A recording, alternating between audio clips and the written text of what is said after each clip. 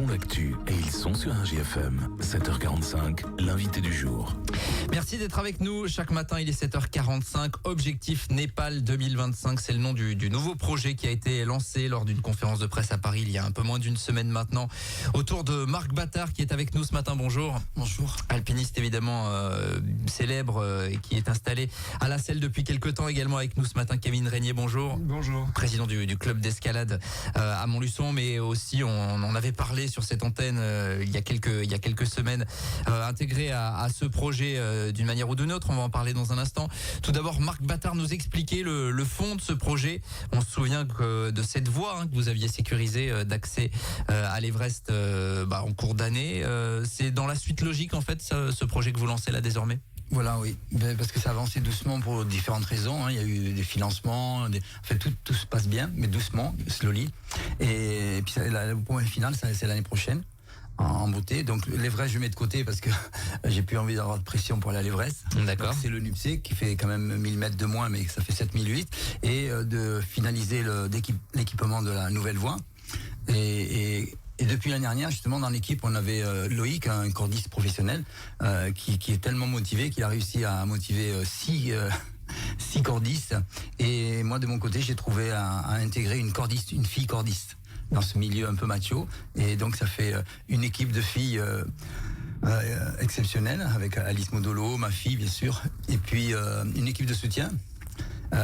Dirigée par une fille qui travaille chez Salomon en Autriche. Mm-hmm.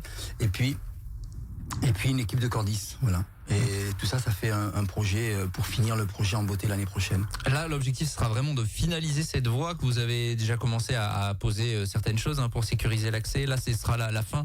La fin complète. Et puis, bien sûr, on aimerait bien, et ça c'est pas encore le cas, que le Népal s'investisse un petit peu plus dans ça, parce que là, on est en train de un peu leur donner le beurre et l'argent du beurre. Mais le principal, c'est que c'est quand même pour but de sécuriser. Et puis, la voie sera utilisée pour faire la voie normale du NUPC, qui n'est pas très difficile, mais qui est quand même assez délicate, avec toute une. Alors il y a l'équipe féminine, ça attire beaucoup les médias, et puis elles ont des choses à dire parce que voilà. Et puis bien sûr les autres membres du groupe, il y en a qui veulent vraiment tenter le NUPC. Et puis aussi dans les cordistes, il y en a qui resteront pour faire le NUPC. Alors le NUPC, c'est 7861 mètres d'altitude, c'est vraiment tout proche de l'Everest. En fait, mais vous n'avez pas voulu le nom Everest était pas trop dur à porter, mais vous n'aviez pas envie de vous engager en fait dans un projet autour de l'Everest. On en parle beaucoup et on va en reparler dans un instant. Ouais, j'ai toujours envie de faire l'Everest, parce que je vais avoir 73 ans dans quelques jours. J'ai encore la forme, mais j'ai plus envie d'avoir cette pression de devenir le plus vieux à faire l'Everest sans oxygène. Donc je laisse tomber et puis on verra. Mais là, c'est le NUPC et finir la voie. Bon, Kevin, on se souvient que tu étais dans le dernier projet avec l'équipement de la voie il y a quelques semaines. Tu vas continuer en fait à t'impliquer dans ce projet-là ? Et oui, mais différemment, puisque donc l'année dernière j'avais réuni les conditions pour pouvoir partir avec Marc et l'équipe. Mais il faut un alignement des planètes, il faut du temps libre, au moins un mois, il faut du financement. Il faut de l'organisation et du soutien dans le cocon familial, et puis il faut être en forme physique et mentale pour le moment venu. Et j'avais su réunir toutes ces conditions sur l'année dernière, et sur cette année je ne pense pas obtenir tout ça, donc je vais continuer de suivre le projet avec attention, au plus près, et j'intègre tout de même l'équipe, puisque j'accomplirai les bases besognes de Marc depuis ici, sur l'écriture du budget prévisionnel, sur la revente de matériel issu de nos contrats sponsoring, ce genre de choses. Ouais, mais c'est un rôle important, parce qu'un projet comme ça se finance, évidemment, il y a tout un cadre. Oui, la finalité, c'est d'arriver et de mettre les pieds dans le glacier du Khumbu, mais pour arriver jusque-là, il y a 1000 choses à faire avant, en termes d'organisation, d'anticipation, de planning, etc. Donc moi, je serai sur cette partie-là plutôt. Qui est importante, Marc Battard, c'est important qu'il y ait des personnes un peu, que ça soit structuré. Il y a toute une équipe de soutien dont fait partie Kevin, et en particulier, par exemple, là, j'ai encore rencontré le grand créateur et fondateur des cordes Béal, le leader mondial de la corde qui est partenaire. Bon, il nous donne pas d'argent directement, mais on a du matériel à revendre, et Kevin fait partie de ceux qui sont les plus actifs pour revendre du matériel pour l'association Montagne Humanisme. Et il y a Béal et Millet et puis d'autres partenaires. Bien sûr, important qu'il soit là. Alors parlez-nous un petit peu de l'équipe de laquelle vous êtes entouré là pour ce projet, donc objectif Népal 2025. Donc des femmes, vous avez parlé tout à l'heure d'Alice Modolo qui est une auvergnate qui est championne du monde de plongée, oui. Qui elle grimpera en fait, c'est ça? Alors un petit peu, hein. Elle a un peu peur, mais bon, je lui ai dit, fais pas de souci, parce que quand on s'est rencontrés il y a 4 ou 5 ans, elle m'avait dit, oh mais Marc, j'aimerais bien venir te suivre un peu en montagne. Alors du coup, là, l'occasion c'était de venir là. Donc elle appréhende un petit peu, mais je lui ai dit c'est moins dangereux que la plongée en apnée. Donc on monte tranquillement en acclimatation. Donc elle montera au camp 1, au camp 2, peut-être, on verra. Et puis peut-être au sommet. Voilà. Mais bon, elle a quelques aptitudes quand même de par ça. Ouais, oui, mais elle n'a jamais touché la haute montagne. C'est différent. Voilà. Elle va plutôt sous l'eau, en profondeur. Ouais. Là, il faudra grimper. Également, une ancienne Miss France, Laetitia Blégé. Expliquez-nous comment ça s'est fait. Oui, je reviendrai 30 secondes sur Alice Modolo. C'est sûr que là, par exemple, il y a des gens qui sont intéressés par ses aptitudes à plonger sans bouteille, et moi, les aptitudes que j'ai à monter en altitude. Donc, c'est intéressant de voir les extrêmes.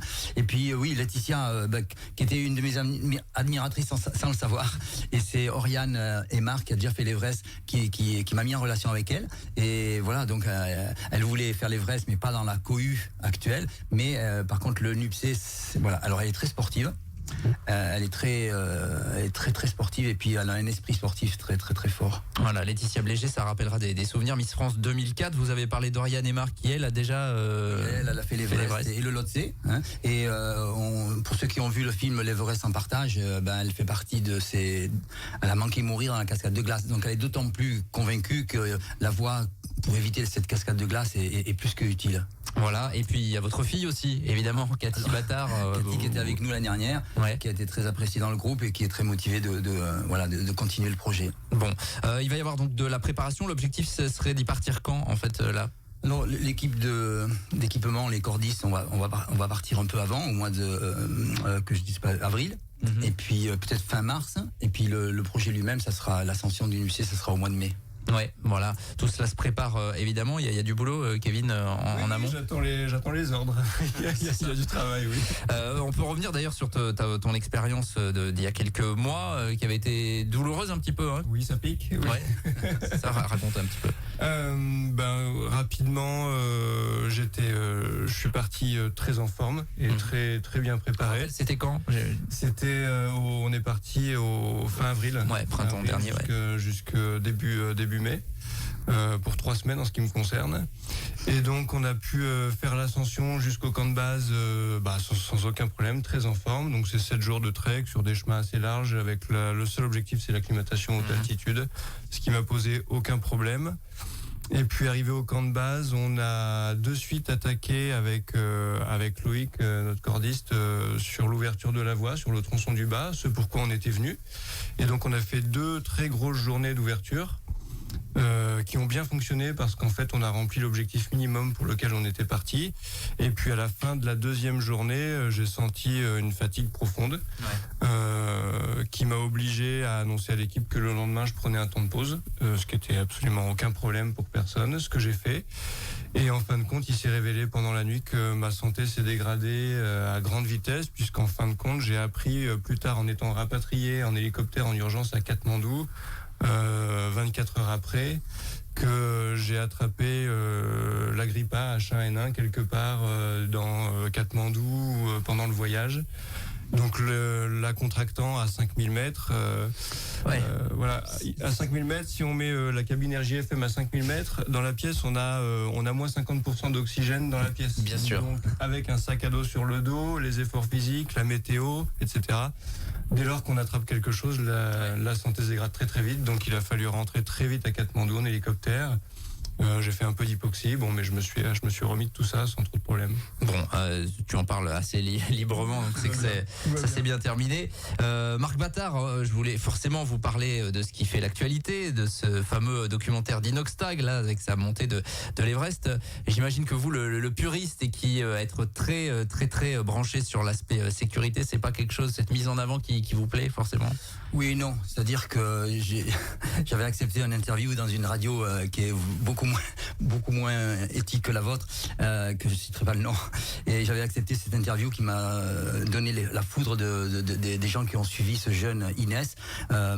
Et ça a été vraiment terrible. J'ai des insultes incroyables. Ouais. C'est pas grave. Mais Inès, qui m'a téléphoné il y a à peu près une quinzaine de jours, il était un peu obligé de me téléphoner. Et il va me retéléphoner et on va se rencontrer. Et ça, je pense que c'est un jeune garçon adorable, très intelligent en tout cas, très riche. Et avec son copain guide et puis ses deux copains en fait, qui sont pas du même niveau. Et il a été assez mal conseillé. Voilà, donc on va se rencontrer. Et c'était plutôt le message en fait du film qui vous déplaisait peut-être. Oui, il passe des messages intéressants, mais comme ils ont fait quand même une grosse bêtise qui va en contresens de ce qui est. Donc c'est pour ça qu'il m'a appelé, un peu obligé. Et moi, ils ont fait une petite erreur de jeunesse et de riche. Voilà, ça c'est en 2 mots. Mais par contre, si les gens veulent en savoir un peu plus, je voulais vous dire quand même que je suis invité par le club alpin Auvergne. Pour le 150e anniversaire du club alpin, le jour de mon anniversaire, le 22 novembre, à Clermont-Ferrand. Et pour ceux qui veulent vraiment en savoir un peu plus, ils ont qu'à venir à Clermont-Ferrand le 22 novembre. Ça sera où à Clermont? À Clermont, je sais plus. Vous allez sur vos réseaux sociaux, j'imagine que vous allez partager tout ça. Le hasard a fait que le 21, je suis à Bruxelles pour une conférence avec le club alpin belge, puisque mon mari est en Belgique, et je passerai toute la journée du 22 dans un bus pour faire Bruxelles-Clermont. Pour parler évidemment de tout cela, parce que c'est un sujet qui a fait l'actu, bien évidemment. Et le jour d'après, excusez-moi, très rapidement. Je ferai une conférence à Saint-Privat, en Corrèze, à côté de pas très loin de Clermont-Ferrand, où il y a ma fille, pour parler de montagne avec le film L'Everest en partage. Voilà, qui continue évidemment de tourner, et on était content ce matin de vous présenter ce nouveau projet Objectif Népal 2025 pour boucler la boucle finalement et continuer de sécuriser cette voie d'accès à l'Everest avec donc ses personnalités, et puis avec Kevin Régnier qui jouera donc le jeu derrière évidemment, et tout en préparation. Merci à tous les deux d'être passés à notre micro. On suivra évidemment ce projet jusqu'au printemps prochain, et nous on va continuer le direct. Il est 7h57, à tout de suite. Tous les matins, 7h45, l'invité du jour en direct sur RJFM. Retrouvez l'invité du jour en podcast sur rjfm.net et l'appli RJFM, mais aussi en replay vidéo sur YouTube et Facebook. RJFM.